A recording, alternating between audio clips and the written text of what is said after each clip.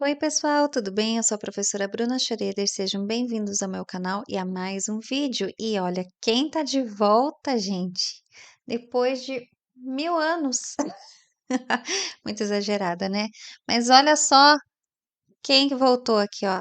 A literatura e suas adaptações. Há quanto tempo eu não trazia um vídeo, né, para esse quadro? Tava aí cheio de teia de aranha já. Então, para comemorar essa semana aí de William Shakespeare, Romeu e Julieta.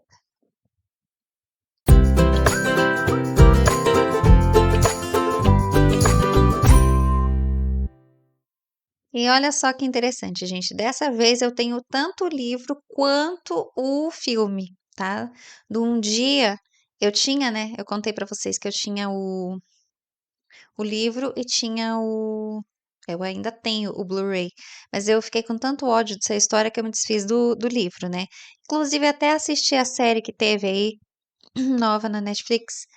Ai, gente, minha opinião não mudou, tá? Pelo contrário, só reafirmou tudo o que eu pensava e a minha opinião tá valendo ainda de tudo que eu falei lá no vídeo, tá? Mas falando de Romeu e Julieta, eu tô gravando esse vídeo bem na semana de 23 de abril, que é a semana que marca o aniversário de William Shakespeare, que marca o Dia Mundial do Livro e o Dia da Língua Inglesa. E ele tem tudo a ver com todas essas datas, né? Inclusive, né? Obviamente que ele tem tudo a ver com a data do nascimento dele, né? Mas é do Dia da Língua Inglesa e do Dia Mundial do Livro, tá bom?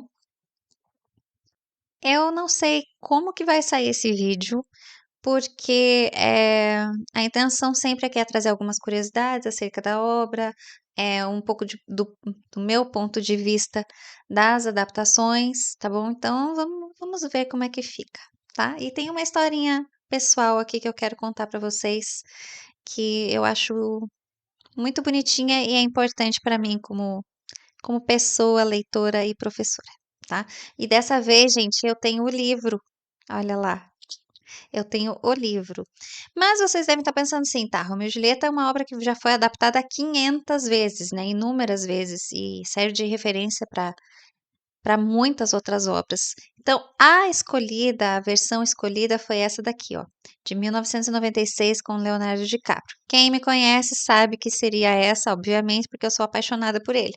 Mas, né, eu conheço as outras versões, eu gosto muito, mas essa aqui ela tem um lugarzinho muito especial no meu coração, assim como a obra como um todo, tá? Então, vamos às primeiras definições dessa obra? Eu trouxe algumas anotações, tá? Sobre essa peça. Muitas pessoas podem não saber, né, que o Romeu e Julieta é uma peça teatral, mas é. Inclusive, daqui a pouco eu mostro no livro. Foi escrita por William Shakespeare. É uma peça que faz parte do classicismo inglês, né? Como o Brasil tem as suas escolas literárias, né? A língua inglesa também tem, é um assunto que eu quero trazer para cá também, tanto do português quanto do inglês. Calma aí, gente, eu tô voltando aos pouquinhos para esse canal. Há muitas pessoas que hoje em dia acham que essa obra foi inspirada numa lenda celta do século IX, chamada Tristão e Isolda. E pode ser mesmo, tá? Tem algumas coisas que são muito similares. Porém, eu já vou pedindo desculpas aqui, porque de repente vocês podem escutar conversas, umas brincadeiras de criança, cachorro, aquelas coisas todas que vocês já sabem, né, gente? Mas é a vizinhança, tá? Então, foquem aqui, ouçam a minha voz. Tá bom? Vou tentar falar um pouco mais alto aqui do que o som tá vindo. Mas continuando, eu estava falando dessa questão do Tristão e Isolda, né, que muitas pessoas acham que realmente foi inspirado nessa lenda celta, e é uma obra que também inspirou centenas de peças, filmes, séries, músicas e novelas, não Tristão e Isolda, mas Romeu e Julieta, tá? E se parar para pensar, Tristão e Isolda tá ali, né, indiretamente referenciado também. Porém, olha, alerta de copycat aqui do senhor Shakespeare. Cat, né, gente? Mas é muito comum isso. É, inspiração. Muitas lendas, poemas, sonetos foram inspirados em outras. em outras histórias, né? Isso é muito comum do ser humano. A gente acaba pegando uma ideia aqui no ar e trabalha do seu jeito, passa o seu ponto de vista, passa como você gostaria de ensinar aquilo, né? Gostaria de como você gostaria de enxergar aquela história, você passa com as suas palavras, né, o seu ponto de vista. Então, é normal que, se até hoje em dia muitos se baseiam no trabalho de outros, imagine antigamente, né? Então, é a primeira referência aos Montecchios e Capuletos apareceu em A Divina Comédia, do Dante Alighieri, é, bem na parte do Purgatório, na cena 5. Eu tenho a Divina Comédia aqui, do Dante. Eu estava procurando aqui antes do vídeo. E tem uma referência meio parecida aos sobrenomes, tá? Eu vou colocar na descrição do vídeo depois, tá? Então, tem uma referência aos sobrenomes, e porque há quem ache que essas famílias realmente existiram na Itália medieval, só que com um nome um pouquinho diferente, mas seria mais ou menos Montecchio e Capuleto, sabe? Os Montecchios e Capuletos. Inclusive, a gente tem a casa da Julieta em Verona, né? Porque o Shakespeare faz a história se passar em Verona, logo eles têm uma casa, como se fosse um museu. Então tem objetos dela, tem o túmulo da, da Julieta, tem a varanda. Eu já vou comentar sobre essa questão da varanda, que todo mundo acha que tem aquela cena maravilhosa deles, né? Se declarando um pro outro ali. Ai, é tão fofo, né, gente? Eu amo essa história. E E também tem a questão do busto, né, da estátua da Julieta, em que muitos turistas vão e passam a mão nos seios dela, como se fosse um jeito de atrair amor para sua vida, né? Se a gente for pensar hoje em dia, com essa cabeça que a gente tem hoje em dia, isso é meio esquisito, né? É como se você fosse numa uma estátua de figura masculina e também fosse apalpar de alguma forma, né? Então, mas parece que como é um corpo feminino, então tudo, né, complicado isso, gente. Eu quero trazer esse assunto polêmico, assim, de uma outra forma, tá? Porque tem coisas que a gente precisa falar sobre hoje em dia, assim, que a gente tem essa cabeça um pouco mais aberta, né? Tô fazendo um gancho aí para um outro assunto que eu quero falar. Quem me acompanha aqui sabe que a minha cabeça funciona desse jeito. Vocês já estão ficando acostumados com isso. Ou eu amplio demais a explicação, eu já vou conectando com outros assuntos, as minhas inferências, né? Então é aquela loucura. É assim. Então, o tem toda essa questão aí do Alighieri ter escrito, né, essa peça Divina Comédia, né, não é a peça Divina Comédia, mas ter escrito a Divina Comédia, ter feito referência a essas famílias, Montecchios e Capuletos, que parece que existiram na Itália medieval. Pode ser que ele se inspirou em Tristão e Isolda? Com certeza também, porque as histórias viajavam, né, as histórias viajavam, era tudo passado oral, então, muita coisa, às vezes, funcionou como um telefone sem fio por conta dessas interpretações de cada um. Às vezes um mudou uma coisa, outro mudou outra, e as histórias foram sendo modificadas dessa forma, entendeu? Até chegar no que a gente conhece hoje em dia. Porém, sabe-se que Shakespeare baseou-se no poema de 1562, ó, presta atenção nessa data, 1562. Ele, Shakespeare, escreveu Romeu e Julieta entre 1591 e 1595. Então, ele descobriu esse poema de 1562 do poeta inglês Arthur Brooke, The Tragical History of Romeo and Juliet. Tá? Então já tinha os nomes aí de Romeu e Julieta. Mas o Shakes, ele dramatizou e aprofundou a narrativa, acrescentando outros personagens, tá? Em Verona, tem a casa da família Capello, que lembra muito os Capuleto, né? Capuleto, então Capello.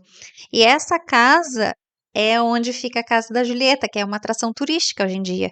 Foi transformada na casa de Julieta, onde o povo escreve cartas a Julieta, a pessoa que querendo falar mais rápido do que consegue, né?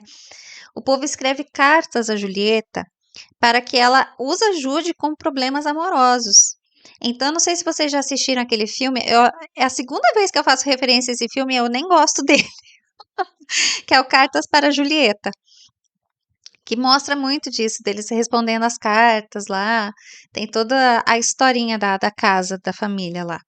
E dizem que recebem 4.000 cartas ao ano. Eu até vou tentar colocar o link do site da casa da Julieta, de Julieta, para vocês, tá bom?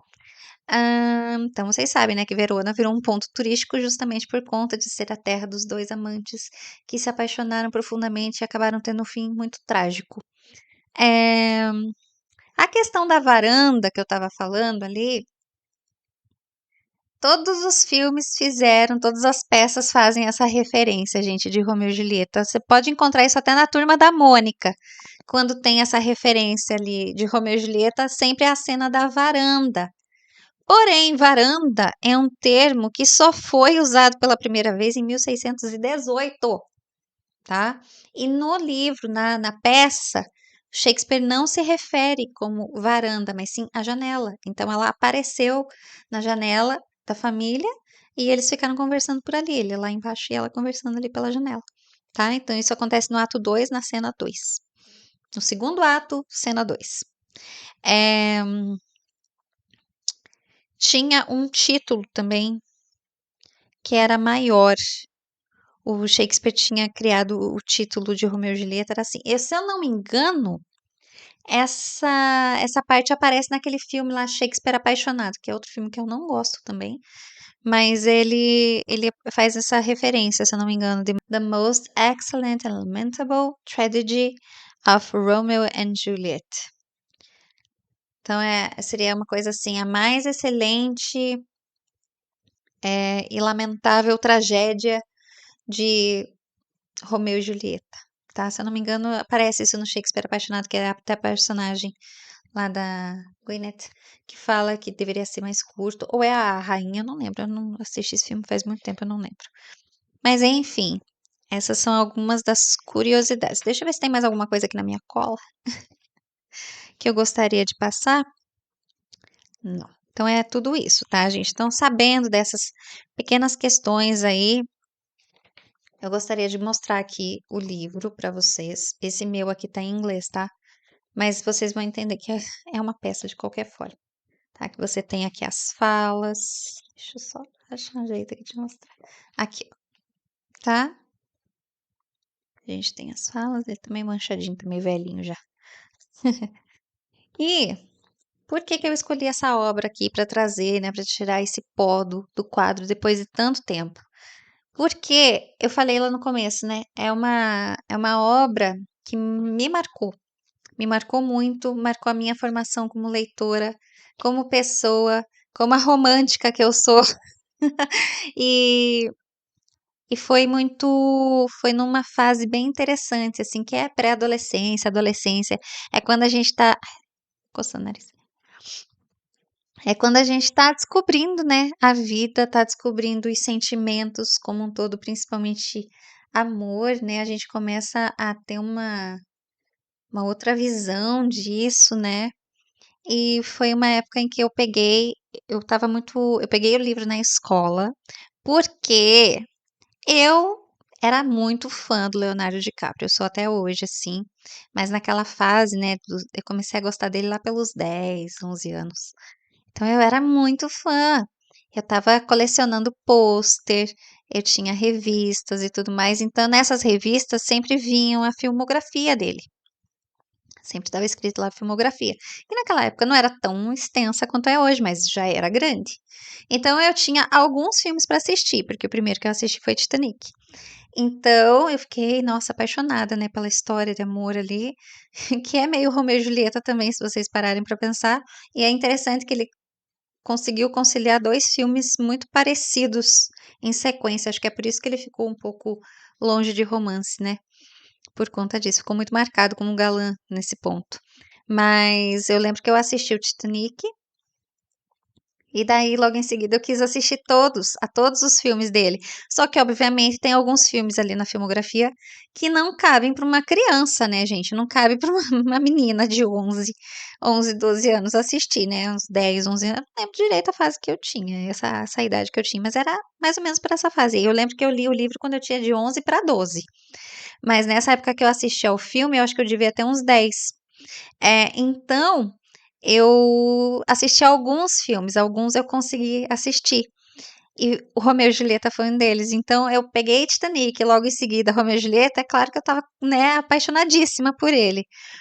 E eu quis saber do livro, porque daí eu soube, né? Eu era criança, não sabia das coisas, né? Eu soube que era baseado na obra de Shakespeare, porque aparece isso muito grande no começo do filme. Aí eu lembro que eu fui na biblioteca da minha escola, eu emprestei o livro e eu fiquei muito encantada quando eu vi que era uma peça de teatro. Eu falei, que legal, né? E que interessante isso aqui. Então eu tratei de fazer o quê? Eu acho que eu tinha talento, gente, para ser atriz, porque eu comecei a encenar. E eu era a Julieta. Então eu chorava. Nossa, eu lembro até hoje daquela cena que ela fala para ele assim que ele não teve 5 minutos de paciência para esperar ela acordar, né? Tivesse esperado, gente, 5 minutinhos, 1 minutinho ali já tinha feito diferença. Eh, que ele toma o veneno e ela fala assim: "Você não deixou nenhuma gotinha amiga pra mim", né. Ai, eu fico até emocionada de falar isso agora, assim, porque eu lembro que eu chorava muito fazendo essa encenação, sabe. Eu achava muito triste, porque é triste, né, você vê que os 2, eles apesar da pouca idade que eles tinham, que hoje em dia a gente tem essa consciência, esse senso crítico, né, e eu cresci né, e depois eu fui entendendo que, tá, é bonita a história, mas se você for colocar no ponto de vista prático, eles eram muito jovens. Mas se você for observar também, essas questões de casamento aconteciam muito, né, eles era muito normal as pessoas, né, mal chegavam na adolescência já estavam casando. E é um absurdo isso para nossa concepção hoje em dia, a gente vê que, gente, era um absurdo, eram crianças se casando, né. E o quanto isso a gente não tem na nossa família, de vó, de vô, né, de bisavó, às vezes, que conta histórias pra gente, assim, e você vê que, poxa, elas casaram novas. Né, muito jovenzinhas, às vezes com o primeiro namorado ali e tudo mais, né. Muito jovens, às vezes com 15, com 16, às vezes com 14 anos, gente, é um absurdo, né, uma criança ainda bem dizer.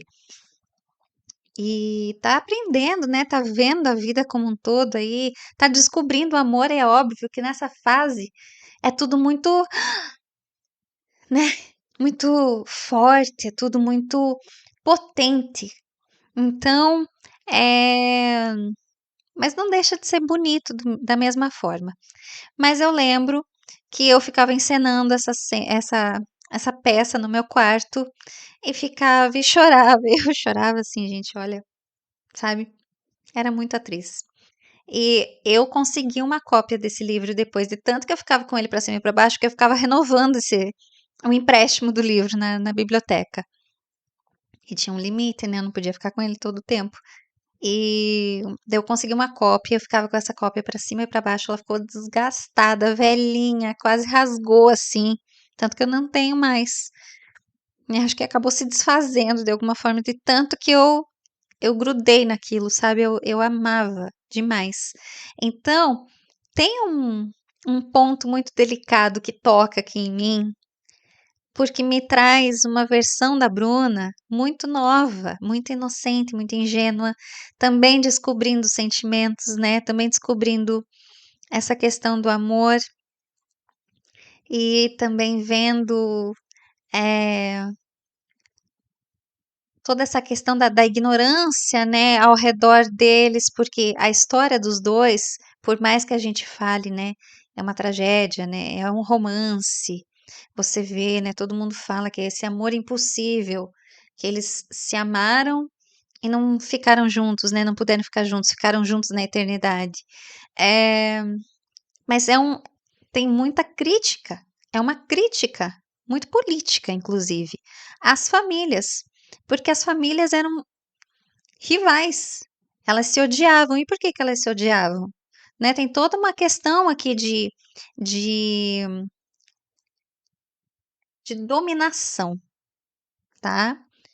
E eu acho que quando você resume essa obra a um romance adolescente, eu acho que você está desprezando tudo que ela tem de mais importante aqui, tá? Então, se você puder um dia reler com um olhar um pouquinho mais crítico, você vai perceber que tem muitas críticas. Caso você não tenha paciência para tal façanha, caso não tenha assistido a essa adaptação também, eu sugiro.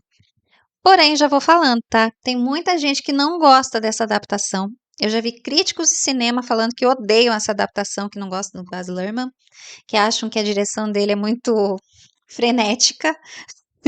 E é, tá? Inclusive tem outro filme dele que eu gosto demais, que é o Moulin Rouge, e é um filme que você não dá nada pra ele quando começa. Ele é meio brega até, mas eu terminei chorando e até hoje é um dos meus filmes favoritos. Eu amo demais aquele filme. E eu gosto muito da sacada que ele teve para fazer essa adaptação do Romeu e Julieta, porque ele trouxe Romeu e Julieta para os dias atuais, para Verona Beach. Então, é como se fosse em Los Angeles, né? São gangues, não são famílias rivais, mas são gangues rivais. Eles não têm armas de fogo. Não, eles têm armas de fogo. Eles não têm espadas. Os nomes das espadas estão nas armas deles. Tem toda essa briga entre as famílias por conta de dominação também. Então, isso está muito explícito. Acho que essa parte política fica muito mais clara nessa versão do que você lendo a peça. E uma das coisas que eu acho mais fascinantes aqui, sabe? Uma das coisas que eu acho mais fascinante nessa adaptação é que ela é toda moderna, ela está nos dias atuais, ela tem toda uma roupagem moderna, porém, os diálogos são os originais, são lá de 1500. Eu acho muito genial você ver eles falando, vai sois, né? Tu vens. Eu acho muito, muito bonito esse choque, porque é um choque de tempos. É o antigo com o novo. E isso que eu acho que torna tão especial essa adaptação. E é uma pena que esse é o motivo de muitas pessoas não gostarem. Não percebem a beleza que tem nessa mistura muito doida, mas que funciona muito bem. E eu acho que essa adaptação é uma das melhores que eu já vi, tá? Eu sei que eu vou ser esculachada aqui, né? Ou não, né? Não sei. Eu já assisti as outras adaptações, eu sei que a do Franco Zeffirelli é linda, é muito bonita realmente, mas essa aqui, eu não sei se é porque, com certeza acho que é por isso, né? Que me pegou naquela fase muito importante de formação de caráter da gente. Então, por isso que eu gosto tanto. E também tem o Leonardo DiCaprio, que é aqui que eu era fascinada por ele, mas ele me entrega um Romeu tão desesperado, tão, sabe, tão cheio de paixão. E a Claire Danes é uma Julieta tão doce, tão meiga, ela é tão pura. É um contraponto muito interessante de ver essas duas vidas se cruzando aqui. Então, gente, eu queria compartilhar com vocês essa pequena historinha particular aí e contar, né, o porquê que eu gosto tanto dessa adaptação. Eu gosto muito dela, eu sei que muitas pessoas não gostam, o que é uma pena, mas eu acho que vocês poderiam dar uma chance, porque é um filme muito bem feito. Tem uma trilha sonora que eu sou apaixonada também, que é outra coisa interessante, que tem essa trilha sonora muito moderna também. Ah, e tem outra coisa que eu lembrei. O que não é dito, essas partes assim que não são as falas dos personagens, mas que são o narrador, né, que às vezes aparece na peça e fala alguma coisa, essas falas aparecem ou como através do repórter, da repórter, ou através dos lambe-lambes pela cidade, outdoors e tudo mais. Tem sempre alguma coisa fazendo com alguma frase que não apareceu, não conseguiu ser falada por ninguém ali, tá aparecendo. O filme se narra pra gente. Então eu acho que é muito genial. Tem gente que não gosta da edição dele, eu acho maravilhosa. E é isso, gente. Então eu queria trazer um pouco dessas curiosidades do Romeu e Julieta. Eu vou falar muito mais sobre o Romeu e Julieta aqui e sobre William Shakespeare, tá?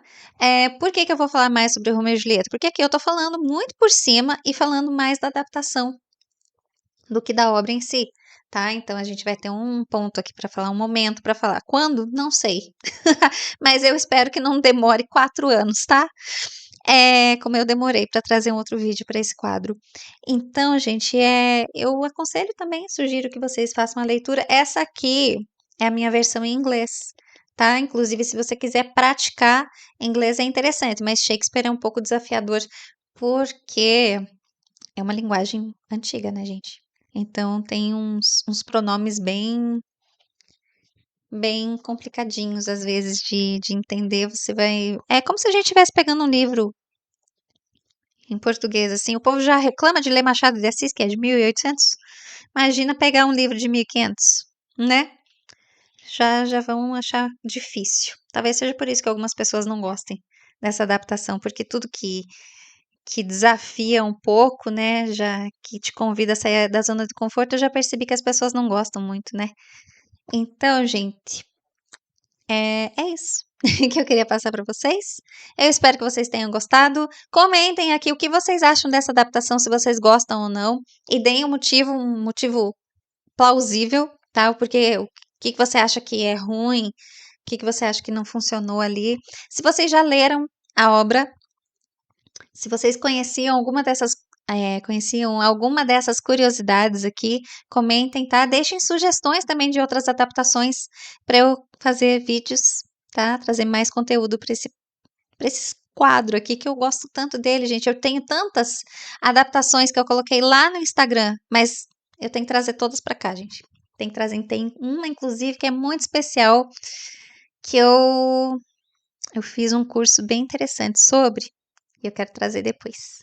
Tá bom, gente? Então, antes de encerrar, né, gostaria de pedir o seu like, por gentileza, isso ajuda bastante. Ative as suas notificações e inscreva-se no canal, por gentileza, tá? Porque ajuda o canal a crescer, motiva a gente, porque fazer vídeo não é fácil, dá um trabalhinho, gente, suga, né? E eu gostaria de continuar trazendo as minhas opiniões, eu gostaria de ajudar a compartilhar conhecimento, porque esse é o meu lema, compartilhar conhecimento. Então, se vocês gostam do meu canal, por favor, ajudem, compartilhem com os amigos, me deixem saber que vocês gostam, tá? Comentem também, participem um pouquinho mais, tá bom? Eu agradeço de coração. Muito obrigada, gente. Até uma próxima.